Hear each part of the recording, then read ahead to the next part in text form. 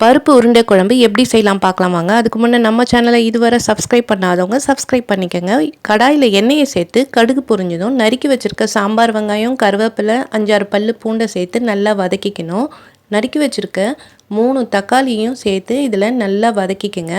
வதங்கந்தும் ஒரு எலுமிச்சப்பழ அளவு புளியை நல்லா கரைச்சி தண்ணியாக இதில் சேர்த்துக்கங்க. குழம்பு தண்ணியாக இருக்கணும். உருண்டைகள் இந்த குழம்புல தான் வேகணும். கொஞ்சமாக மஞ்சத்தூள், ஒரு 4 ஸ்பூன் அளவு குழம்பு மிளகாய் பொடி, தேவைக்கேற்ற உப்பு.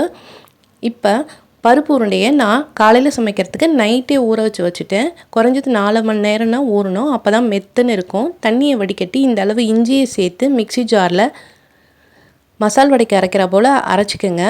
கைப்பிடி அளவு பொடியாக நறுக்கின வெங்காயம், கொஞ்சமாக கருவேப்பிலை, ஒரு பச்சை மிளகாய் நறுக்கி சேர்த்துக்கிட்டு 1 ஸ்பூன் அளவு தேங்காயை பல்லாக நறுக்கி சேர்த்துக்கோங்க. தேவைக்கேற்ற உப்பை சேர்த்து நல்லா பசைஞ்சு குழம்பு கொதிக்கும் போது அதில் அப்படியே ஓரமாக வச்சு விட்டுருங்க. சுற்றியும் கரண்டியை போட்டு எந்த காரணத்தை கொண்டும் கலக்காதீங்க. இந்த உருண்டையில் சாப்பிடும் போது அந்த தேங்காய் வாயில் அகப்படும் போது ரொம்ப டேஸ்ட்டாக இருக்கும். குழம்புல இந்த உருண்டை ஊற ஊற அவ்வளோ நல்லா இருக்குங்க. அந்த மிக்சியும் கிண்ணத்தையும் கழுவின தண்ணியும் இப்படி சுற்றியும் ஊற்றிட்டு தட்டை போட்டு மூடிடுங்க. கொஞ்ச நேரத்தில் ரெடி ஆகிடும். பாருங்கள் எவ்வளோ சீக்கிரம் வெந்துடுச்சு. ஒரு 5-6 நிமிஷத்தில் வெந்துடும்.